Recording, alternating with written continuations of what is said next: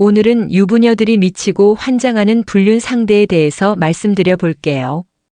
구독과 좋아요, 알림 설정까지 해주실 거죠? 그럼 바로 시작할게요.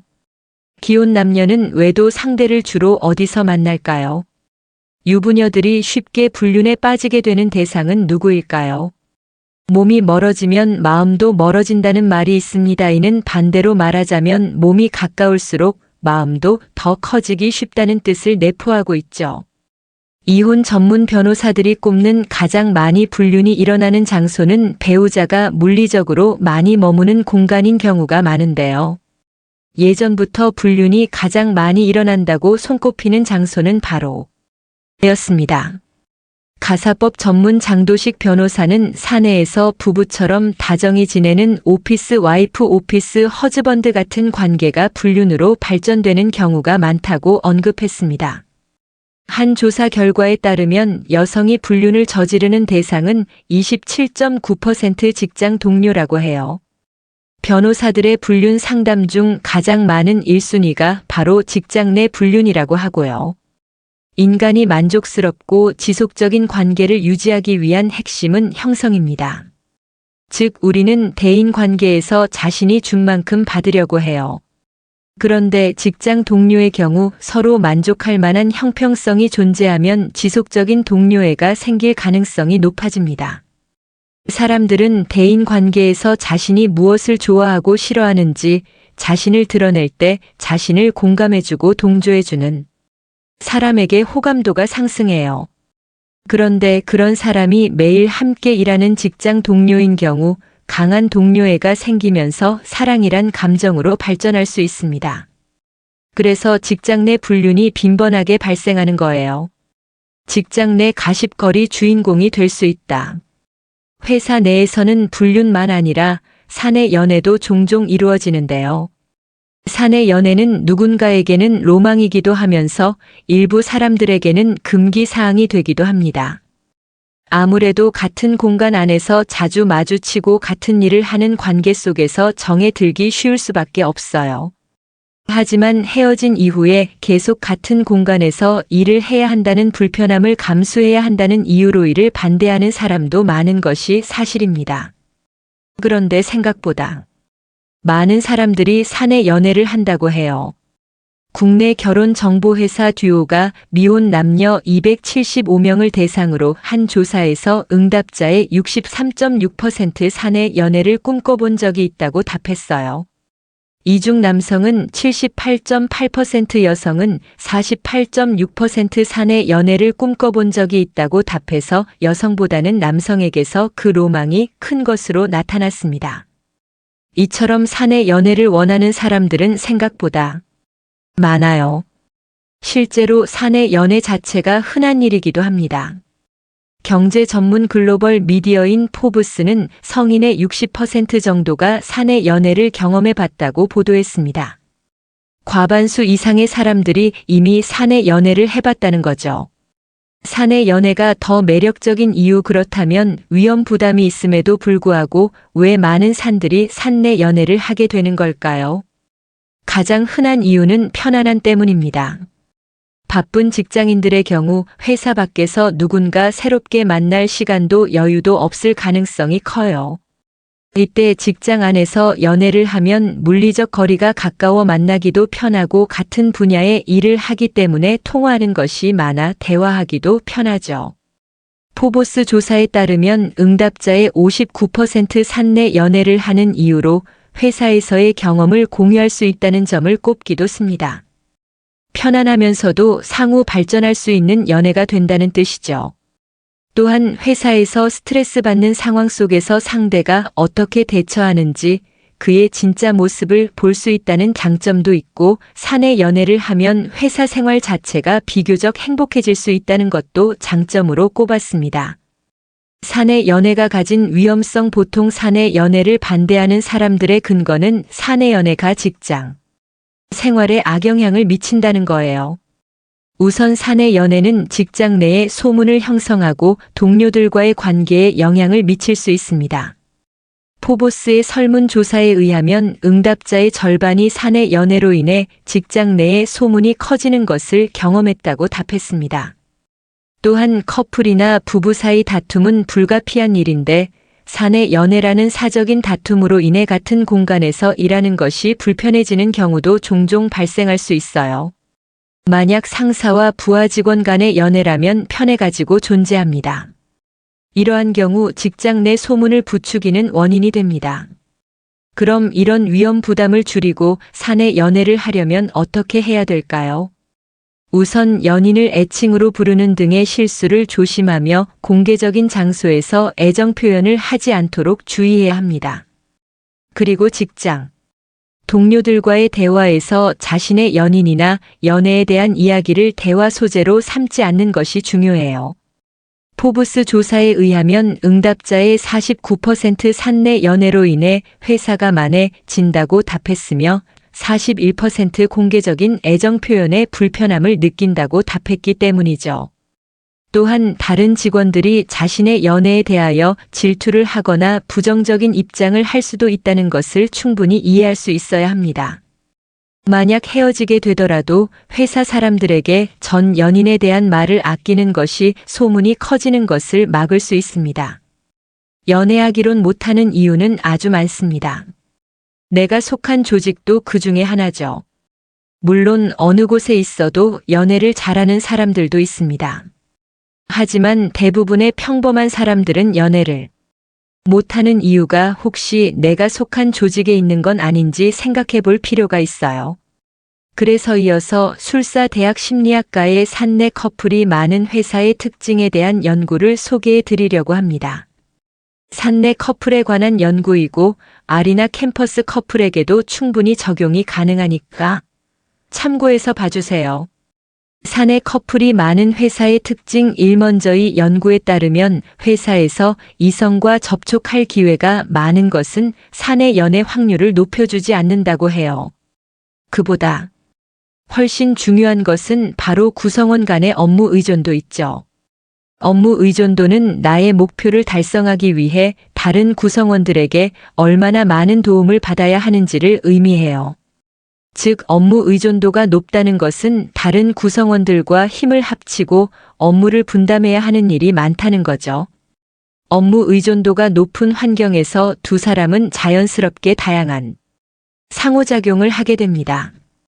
또한 두 사람은 공동의 목표를 달성하는 과정에서 둘만 공유하는 경험과 기억이 생기게 되는데 이것은 두 사람의 관계에 강력한 접착 역할을 하게 됩니다.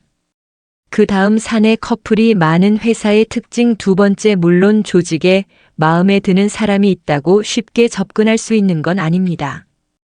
동료들의 시선이나 연애에 대한 조직 내 분위기도 충분히 고려해야 하죠의 연구를 진행한 살바 이우 교수는 야한 농담이나 연애에 관련된 얘기를 쉽게 주고받을 수 있는 분위기일록 성별에 따라 정해진 역할을 맡거나 다른 옷을 입는 회사일수록 사내 커플이 생길 확률이 더 높다는 것을 밝혀냈어요. 이러한 특성을 가진 회사에서는 직원들에게 서로를 직장 동료 이전의 남자와 여자로 인식하는 경향이 강합니다. 잠재적 연애 상대가 되는 거죠. 이러한 분위기는 자연스럽게 회사가 사내 연애에 대해 관대해지도록 만들고 당연히 사내 커플이 탄생할 확률이 높아지는 거예요. 그렇다고 연애를 하기 위해서 굳이 이직을 하거나 전과를 하는 바보는 없겠지만이 연구 결과를 통해 지금 내가 속한 조직의 특성에 대해 살펴볼 수 있어요. 예를 들어 상대적으로 조별 활동이 많은 경영학 나 사학과는 C가 탄생할 확률이 높다고 할 수 있어요. 마찬가지로 밴드부, 연극부 공동의 목표를 위해 협동해야 하는 일이 많은 동아리도 연애를 하기에 적합한 곳이죠. 반면 교회의 청년부 모임은 남녀가 함께하는 일이 많음에도 불구하고 그 특유의 분위기 때문에 연애를 하기에는 그다지 적합하지 않다고 할 수 있어요. 마지막으로 공대는 당장 남녀의 별도 문제지만 학문의 특성상 혼자 하는 일이 많다는 것도 시 탄생을 어렵게 만드는 원인일 수도 있겠네요. 물론 어디에 있든지 간에 개인적인 특성으로 인해 연애를 할 수도 있고 하지 못할 수도 있습니다. 하지만 분명한 것은 개인적인 매력이나 특성과는 별개로 내가 속한 조직의 특성도 연애에 영향을 미친다는 거예요. 지금까지 유부녀들이 미치고 환장하는 불륜 상대에 대해서 말씀드렸어요. 다음엔 더 재밌고 유익한 영상으로 찾아뵐게요. 끝까지 시청해 주셔서 감사합니다. 다음에 또 봬요. 안녕. 행복한 삶을 위해 꼭 필요한 11가지 관계 특성. 행복한 연애 관계에는 애정, 육체적 매력, 비슷한 관심사가 많이 포함됩니다. 그러나 장기적으로는 필요한 관계 특성이 더 많이 있습니다. 미국 철학자 코넬 웨스트는 사랑, 인내, 끈기가 없으면, 충성심이 없으면, 헌신이 없으면 관계도 있을 수 없다는 점을 인식해야 한다고 강조했습니다. 관계는 역동적인 개념이며 지속적인 평가와 영양 공급이 필요합니다. 열렬한 정원사는 정기적으로 각 식물을 살펴보고 잘 자라고 있는지 확인하고 시정 조치를 취합니다. 관계의 파트너는 정원사와 같습니다. 그들은 끊임없이 자신의 정원을 돌보고 가꾸어야 합니다. 이것이 바로 그들의 관계입니다. 부부가 정원을 꽃 피우고 번창할 수 있도록 가꾸는 방법을 배울 수 있는 강한 관계의 특성이 있습니다. 비틀즈의 말과는 달리 사랑은 행복한 삶을 살기 위해 필요한 전부는 아닙니다. 비록 사랑의 중요한 측면이기는 하지만 임상 심리학자의 통찰력을 바탕으로 가장 건강한 관계를 구축하는 데 필요한 것이 무엇인지 살펴보겠습니다. 니미샤 박사 부부의 치료사이자 인생 코치인 행복한 삶을 위해 꼭 갖추어야 할 11가지 관계 특성. 차례 28세의 음악가인 앤서니는 연속해서 나쁜 관계를 맺은 후에 내가 그들에게 잘못된 방식으로 접근하고 있다는 것을 깨달았습니다. 라고 말했습니다.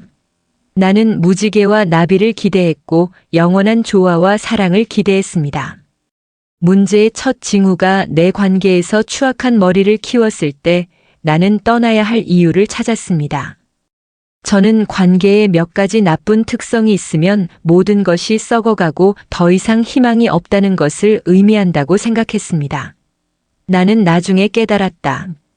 관계에 대한 기대 그들은 종종 비뚤어져 있고 관계에서 찾아야 할 자질이 당신에게 드러나지 않을 것이기 때문에 당신은 그것을 찾고 배양해야 합니다. 라고 그는 덧붙였습니다. 앤서니처럼 우리도 관계에 잘못된 방식으로 접근하고 있을 가능성이 있습니다. 관계에서 최고의 특성이 처음부터 시작해서 결코 끝나지 않을 것이라고 기대하는 것은 인간뿐이지만 실제로는 그렇지 않습니다. 종종 어려운 날에는 이 사람을 사랑하는 것이 불가능해 보일 수도 있지만 가장 중요한 것은 관계의 몇 가지 나쁜 특성이 당신의 모든 것을 망치지 않도록 하는 것입니다. 관계에서 기쁨을 찾는 데에는 많은 측면이 있습니다. 그리고 대부분 동시에 모든 것을 육성하는 것은 불가능할 수도 있습니다. 걱정하지 마세요. 우리가 도와드리겠습니다. 행복을 만드는 강력한 관계의 특성은 무엇입니까? 여기 우리가 당신을 위해 골라낸 11가지가 있습니다. 1. 기쁨은 관계에 필요한 기본 특성입니다. 이것은 명백해 보일 수도 있고 그럴 만한 이유도 있습니다. 기쁨은 행복한 성공적인 관계. 기쁨을 가져다 주지 못한다면 관계를 유지하는 것이 무슨 의미가 있습니까? 사실 좋은 때도 있고 좋지 않은 때도 있습니다. 하지만 전반적으로 기쁨이 있어야 합니다. 파트너 중 한 사람 또는 두 사람 모두 좋은 유머 감각을 갖고 있으면 재미와 웃음이 도움이 됩니다. 자신과 자신의 약점을 비웃는 능력은 부부의 관계를 풍요롭게 하는 선물입니다. 대부분의 시간 동안 만족감을 느끼는 경향은 즐거운 관계를 위한 또 다른 주문입니다. 두 파트너 모두 외향적이고 재미를 사랑하는 사람일 필요는 없습니다. 셰럴은 쉽게 웃는 활기 넘치는 사람인 반면 남편 라저는 조용한 유머 감각을 가진 내성적인 사람입니다. 함께 그들은 서로를 보완하고 즐거운 관계를 유지합니다.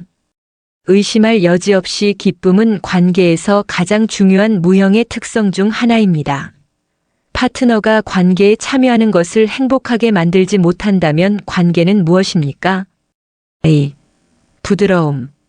언어적으로, 감정적으로, 육체적으로 서로에게 온화함을 유지하는 것은 당연한 일입니다.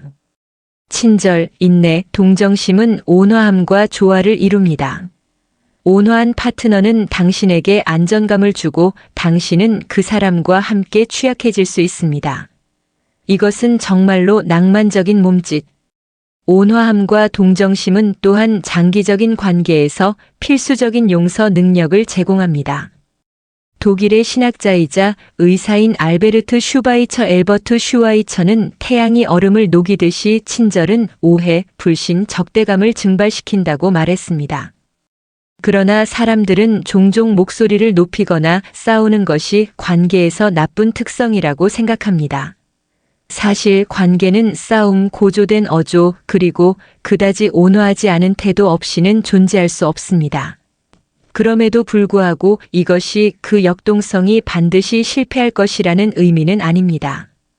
사실 당신이 시합 후에 온유함을 연습할 수 있다면 그것은 당신이 지나간 일을 지나간 일로 여겨질 만큼 관계를 소중히 여긴다는 것을 의미합니다. 3. 존경.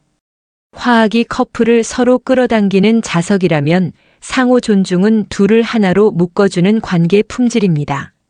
존중에는 아무리 작더라도 서로의 성취와 성공에 대한 감사가 포함됩니다.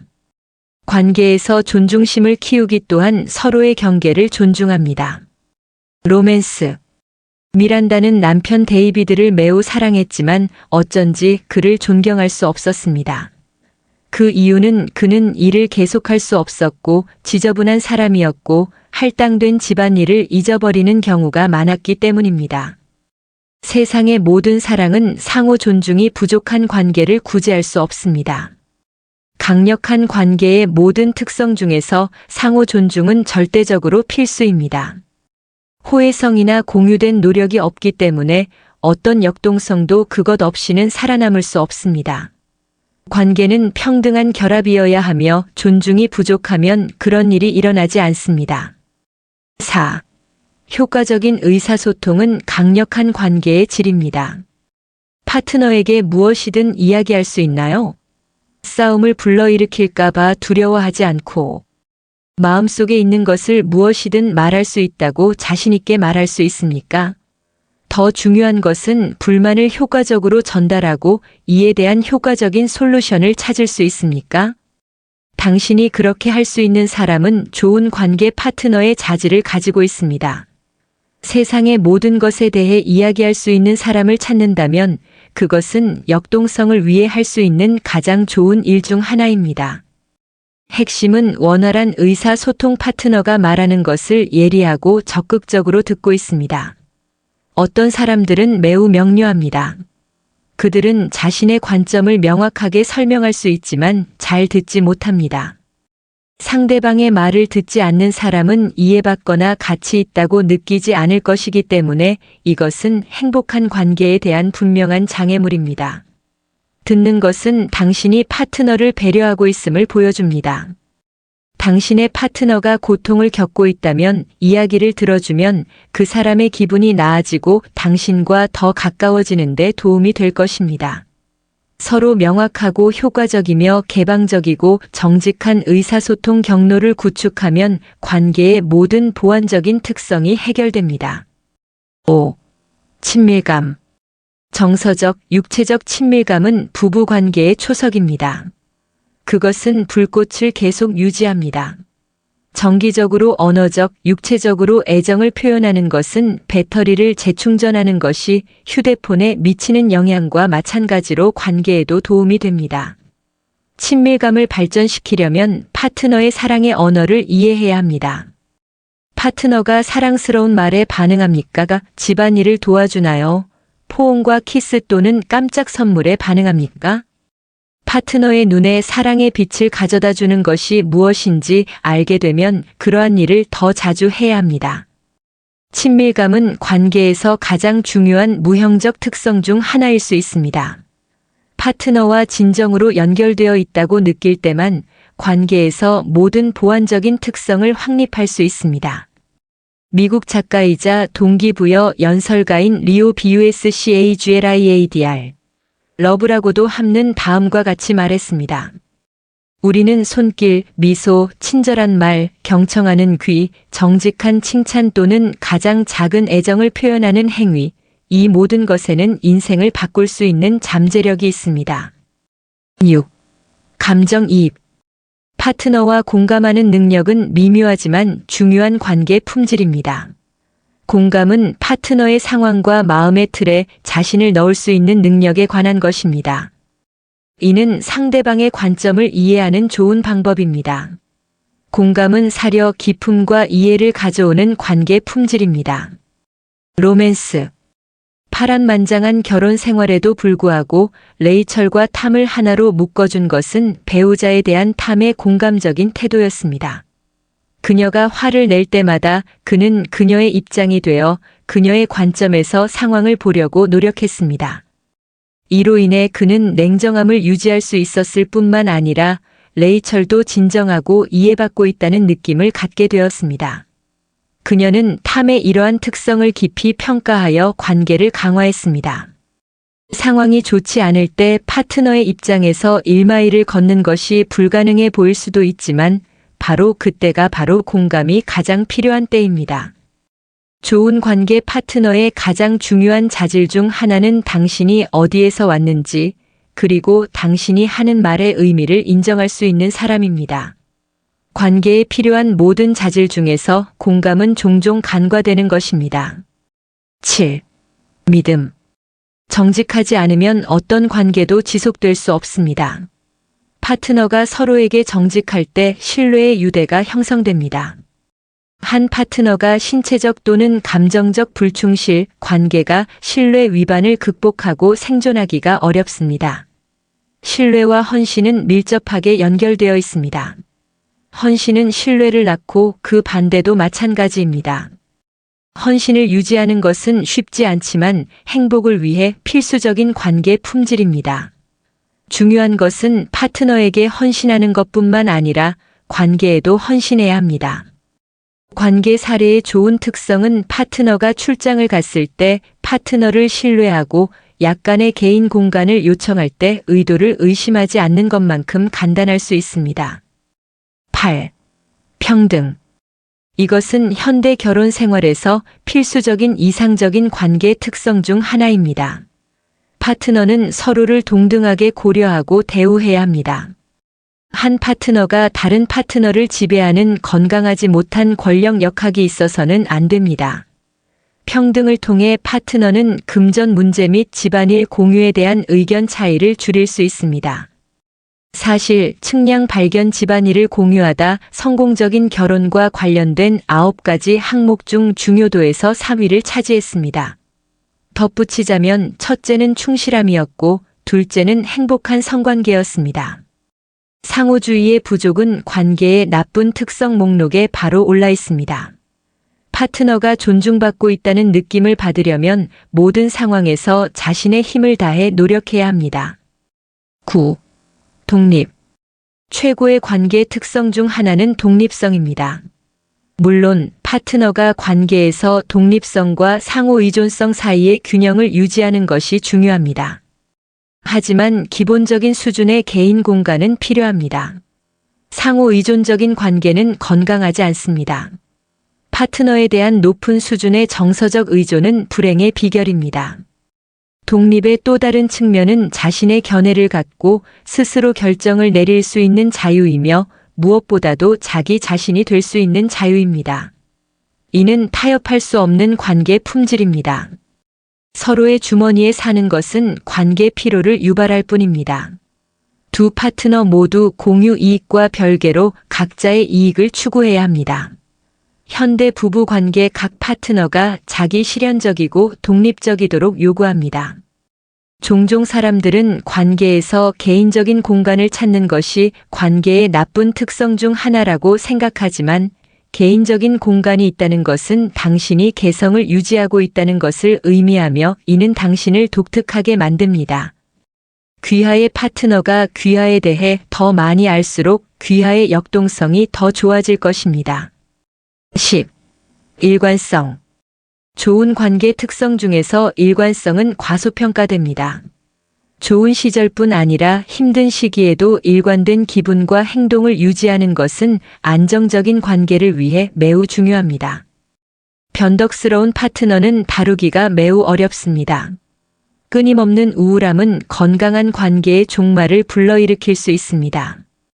일관성과 결합된 것은 관계를 기반으로 유지하는 책임감입니다. 여기서 각 파트너는 자신에게 할당된 책임을 수행합니다. 관계 사례에서 좋은 특성을 찾고 있다면 다음 중 하나를 살펴보세요. 잔과 마시는 결혼한 지 15년이 되었습니다. 일상의 단조로움이 시작되었고 그들의 관계는 기름칠이 잘 된 기계처럼 느껴지며 별로 흥분되지 않습니다. 그럼에도 불구하고 그들은 여전히 서로에 대한 사랑을 찾고 귀여운 애정 표현 방법으로 이를 표현합니다. 파트너가 당신에게 얼마나 의미가 있는지 지속적으로 보여주는 간단한 사례는 관계에서 가장 중요한 특성 중 하나입니다. 그것은 중 하나입니다. 관계의 기본 필수 요소. 11. 성장. 파트너와 관계가 지속적으로 성장하는 것이 필요합니다. 각 파트너는 기꺼이 실수로부터 배우고 발전해야 합니다. 이는 양방향 프로세스입니다. 작가이자 시인인 캐서린 캐서런 펄시퍼는 한 사람이 계속 배우고 발전하고 성장하고 다른 한 사람은 가만히 있으면 관계와 결혼이 망가집니다. 라고 간결하게 표현합니다. 결혼 생활에서 스티브는 책 읽기, 팟캐스트 듣기, 마음 챙김 연습 등 가능한 모든 형태의 자조를 추구했습니다. 그는 사람으로서 성장하고 있었습니다. 그러나 결혼 생활에서 그는 배우자와 멀어지고 있다. 레베카는 여전히 자신의 미성숙함과 좌절감에 매달리고 있습니다. 그 결과 두 사람 사이의 감정적 단절은 더욱 커졌다. 관계의 강도를 판단하려는 경우 각 개인의 개인적인 성장을 얼마나 촉진하는지에 따라 판단하는 것이 중요합니다. 관계에서 찾아야 할 가장 중요한 특성 중 하나로서 이는 종종 유대 관계의 지속성을 강조합니다. NIMISHA 박사는 관계에서 어떤 자질이 필요하며 그녀가 그 자질에 대해 어떻게 느끼는지 설명합니다. 내 경험상 가장 중요한 관계 품질은 파트너 간의 정서적 참여입니다. 공감, 신뢰, 공감과 같은 다른 모든 자질에 도달하는 마차가 됩니다. 정서적 친밀감. 그것이 없으면 관계는 공허해집니다. 상대방의 삶에서 각 파트너의 존재는 단지 습관이나 사회적 필수 요소가 되는 것처럼 보입니다. 관계에서 이러한 품질이 발생하려면 파트너 중 하나 또는 둘 다 서로의 입찰을 인식하고 응답해야 합니다. 입찰은 관심, 긍정, 애정 또는 기타 긍정적인 연결을 위해 한 파트너가 다른 파트너에게 시도하는 것입니다. 입찰은 미소나 윙크와 같은 간단한 방식으로 나타나기도 하고 조언이나 도움 요청과 같은 좀 더 복잡한 방식으로 나타납니다. 그중 일부는 의도적인 감사, 동의할 기회 찾기, 농담하기, 친절한 몸짓하기, 파트너에게 의지하기, 파트너의 관점 확인하기 등입니다.